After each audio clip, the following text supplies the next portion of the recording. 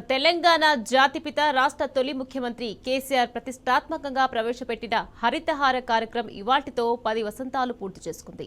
ఈ సందర్భంగా బేగంపేటలోని దేవనార్ బ్లైండ్ స్కూల్లో పిల్లలు ఉపాధ్యాయులతో కలిసి మొక్కలు నాటారు. హరితసేన రాష్ట్ర కోఆర్డినేటర్ గర్రెపల్లి సతీష్ ఎలాంటి కల్మషం లేని చిన్నారులతో కలిసి మొక్కలు నాటడం చాలా సంతోషంగా ఉందన్నారు. తెలంగాణను హరిత తెలంగాణగా మార్చిన ఘనత కేసీఆర్కే దక్కుతుందన్నారు.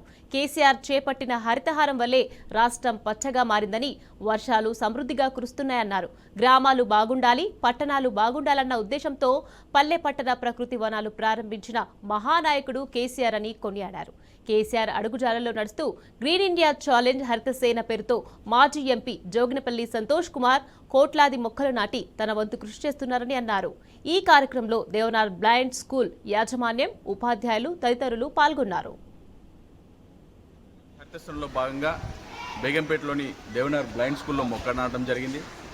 ఎందుకంటే హరితహారంలో భాగంగా గౌరవ మాజీ ముఖ్యమంత్రి, తెలంగాణ తీసుకొచ్చిన ఒక జాతిపిత కేసీఆర్ గారు 10 సంవత్సరాల ముందు ఇప్పటికీ హరితహారం కార్యక్రమం మొదలుపెట్టి ఇప్పటికి 10 ఏళ్ళు పూర్తవుతున్న సందర్భంగా ఈరోజు మొక్క నాటడం, అది చిన్నారి పిల్లలు, కల్మషం లేని పిల్లలతో మొక్క నాటడం చాలా ఆనందంగా ఉంది. హరితహారం పేరుతో కేసీఆర్ గారు కోట్లాడి దగ్గర 250 కోట్లకు పైగా మొక్కలు నాటి ఈ తెలంగాణను హరిత తెలంగాణ తీర్చిదిద్దడానికి ఒక గొప్ప కృషి చేయడం జరిగింది.